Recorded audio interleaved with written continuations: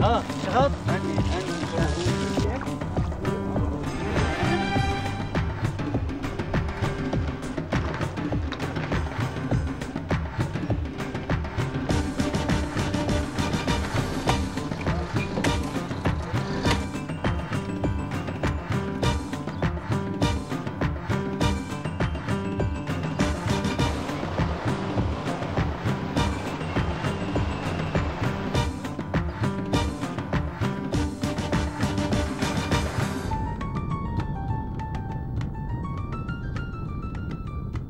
The Al Akham endurance ride in Cairo on April the 22nd, 2001.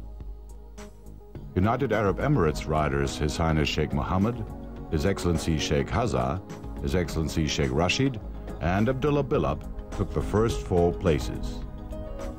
Why is it that so often their horses are awarded the highly wanted Best Condition Award after these strenuous and fast rides? Well, they're just very professional riders, own good horses, provide for optimal training, and, very important, have shown that they can form and organize really competent, qualified, and skilled professional crews. This film deals with professional crewing as one essential factor of success.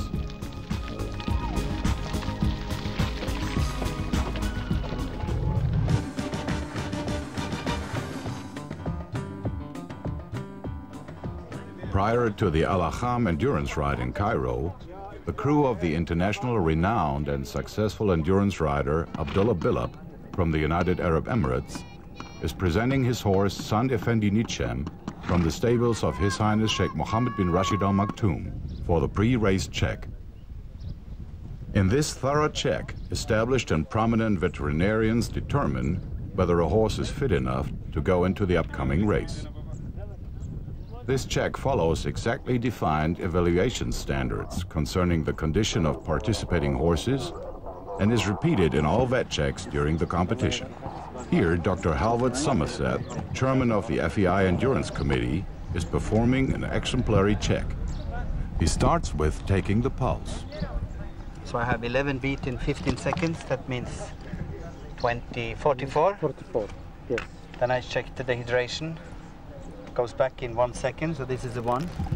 I check the mucosal membrane. This is the A. Check the capillary refill. Count seconds. This is 1 second back to normal. So 1. I check GERD, back, withers. Both sides. It's okay. Then I check the gut sounds.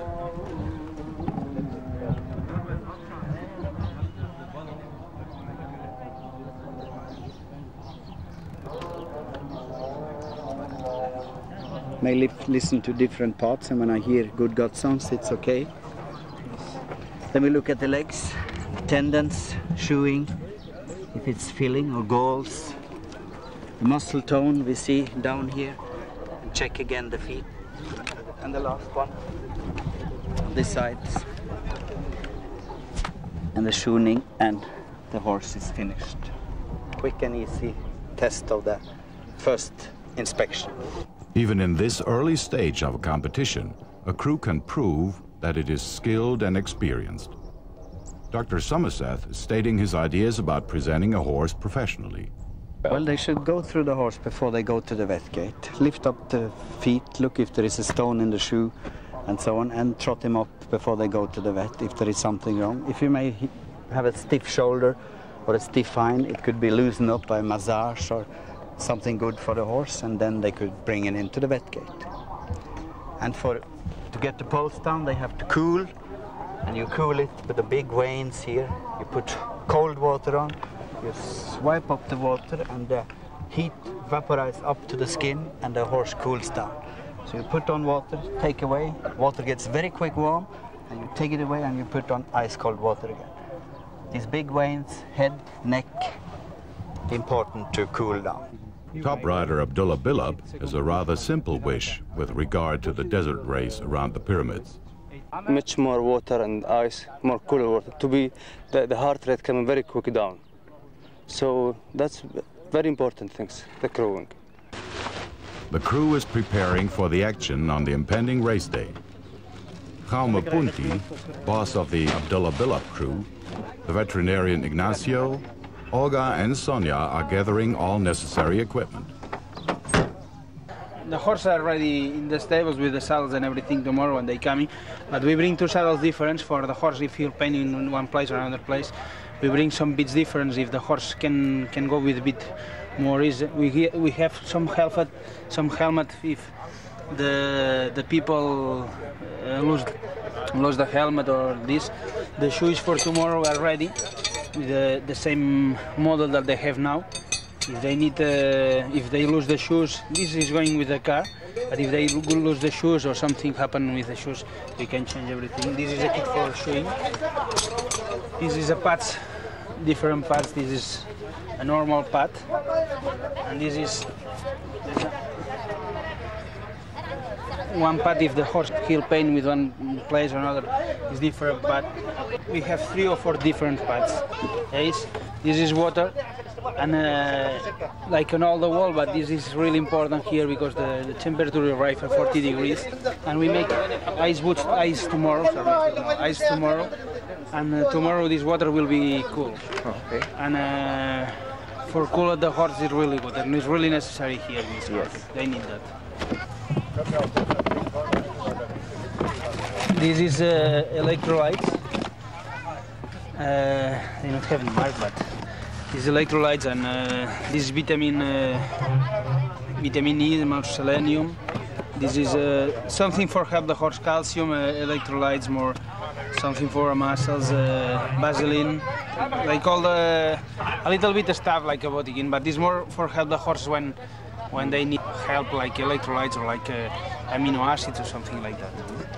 This is Timothy hay. Is grass. Is a normal hay. This is most important that sometimes the food or this is that the horse is born in the mountains or in the place they eating that. Yeah. And the best of the food the horse is for feed the horse is this. It's the best. Yeah, it's the best for feeding the horse in endurance. They need this, and after they need a lot of things different. But without this, you can do, but it's not the same. About 2 hours before the race, the horses have to be fed with concentrated feed. During this process, the digestive functions of a horse require high amounts of blood.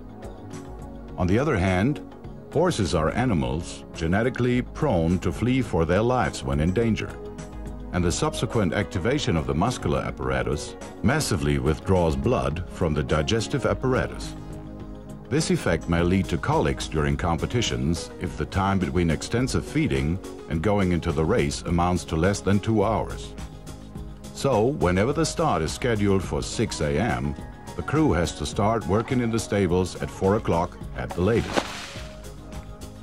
First, horses have to be saddled expertly to prevent tech-related sores, which could lead to premature eliminations. 30 minutes before the race, the horses are warmed up to avoid muscular problems. Temperatures of 35 degrees in the shade are expected during the ride around the pyramids near Cairo, and so water supply and cooling will play a vital role during the contest.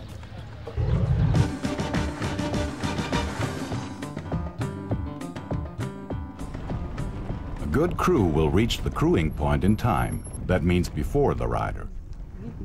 At these stops, it is extremely important to encourage horses to consume as much liquid as possible. And crews and riders also decide here whether the horse should be provided with electrolytes to balance the mineral household or not. By no means electrolytes should be forced on a horse that does not want to drink. I think the main thing that we'd like to see the crews do is encourage the horses to drink, because the major problem that we see in the treatment clinic is dehydration. And although water stops are provided for the horses, I think sometimes that they're so excited and they see the other horses going off without them, and so they might in fact, be thirsty, but be so anxious to keep up with their companions that they don't drink. And so I think that the crew can be important in encouraging everyone in a group to stay together until each horse has had the opportunity to drink its fill. There are certain crewing routines, for example, adequate water supply and precise timing, that are standard no matter where the ride takes place. Differing climates, though, must naturally result in different crewing tactics. When you ride in England or in Spain and French, the feeding is different, the training is different, the rider you need riding different. The people say now is the same, but the people when come here in this country now is a really tough race.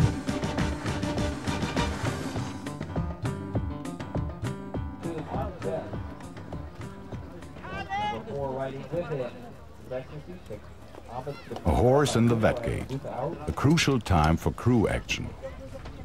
As in Formula One racing, the competition can decisively be influenced during the pit stops, in a very positive, but also very negative way. The regulations stipulate the following. A horse can be presented to the vets whenever the pulse rate is 64 beats per minute or below this limit. The time it takes the horse to reach these stipulated pulse values is added to the net overall riding time. That means the faster the horse achieves the required standard, the earlier the mandatory wait time starts, and the earlier the rider can go into the next stage.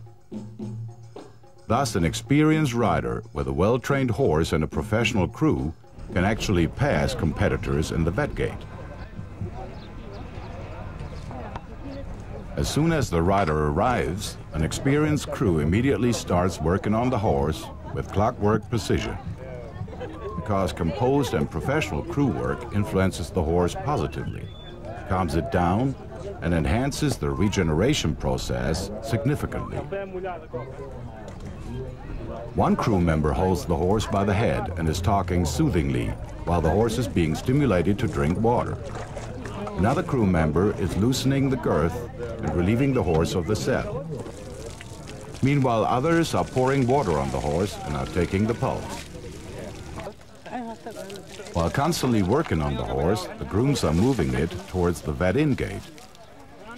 The pulse is being taken continuously, and there is no disruption of the cooling process. As soon as the stipulated pulse rate is reached, two grooms walk the horse through the vet-in gate and present it to the vets. And please note once again, only then the mandatory wait time commences. The vets check the horse's condition abiding by the same criteria that are specified for the pre-race check. First, they take the pulse. Should the rate exceed the limit, the horse will be sent back and later has a second, a last chance to be presented again, which also has to take place, however, within the 30-minute time limit to present the horse after arrival. In such a case, the mandatory wait time will naturally begin with the second presentation. The vet checks in the gates comply with strict rules and regulations of the sport. The vets will check and grade the following: pulse, CRI, Cardiac Recovery Index, mucous membrane, dehydration, capillary refill, gut sounds, girth, withers, back, gait, respiration, temperature. Any crew has to pay careful attention to the vet's remarks. For example, with regard to changing metabolic conditions, which may lead to totally different ride and crewing tactics. When the vets consider the horse fit to continue, the crew leads the horse to the rest area. The following measures are of real importance now: cooling and shade, watering the horse, washing the horse, checking the shoes, checking and cleaning of equipment, giving electrolytes if necessary, and feeding hay or grass. When the vet-out gate time is approaching, the horse has to be saddled in time, and 2 or 3 minutes before leaving, the rider should mount his horse again, and then off they go into the next lap.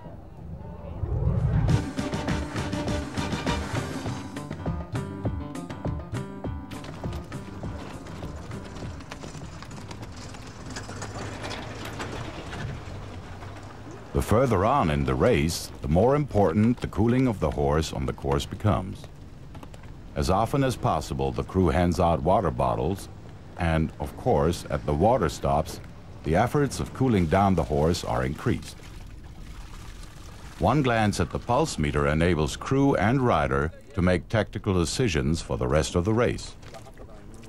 Any professional crew naturally focuses its attention on the horse's gait and its condition, and based on ample experience, comes to decisions concerning, for example, the tactical approach in the following vet gates or after passing the finishing line.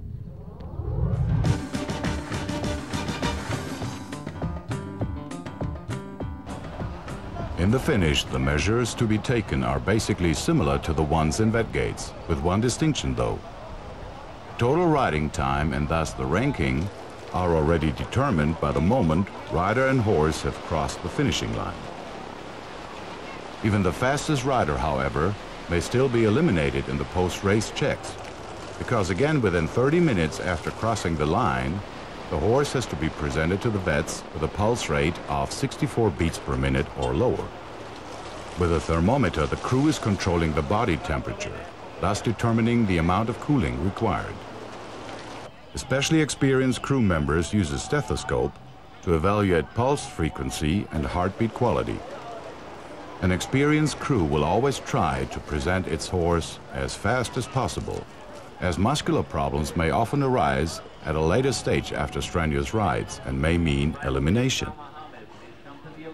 The longer the horse stands around, the more likely it is to become stiff and sore. Once the crew is sure that the horse is sound, they present it for the final inspection. Here the same rules apply as in the pre-race check. The regulations stipulate that a horse must be fit to continue. Even seasoned crews, however, can never really be sure about the outcome of the final check, and so passing it successfully always causes great relief and delight. It's a pleasure because the horse is finished really, really well, and we finished it really fast, and I'm great to him. And he's fine, eating well, and he's fine, but thank you. Let's see that.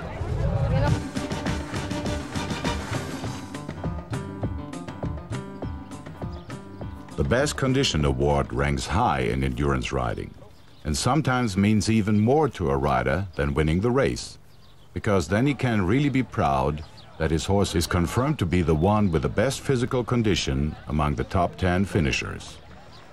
To establish the award winner, several veterinarians check the horse and independently assign points to each of the top 10 horses. The horse scoring the highest number of points is then awarded the Best Condition Award. During the Al-Akham endurance ride in Cairo on April the 22nd, 2001, this award went to San Effendi Nicham from the stables of His Highness Sheikh Mohammed bin Rashid Al Maktoum, ridden by Abdullah Bilab and crewed and trained by Jaume Punti, Ignacio, Sonia and Alba. Finishing fourth after a breathtaking and strenuous chase, it nevertheless proved to be in great overall condition. This triumph has many fathers: professional management, a far-sighted, perceptive owner, a seasoned rider, and, last but not least, a very professional crew indeed. Only a fine-tuned routine and perfectly rehearsed and synchronized actions can make successful endurance riding calculable and not merely coincidental. Professional crewing, a prerequisite for success.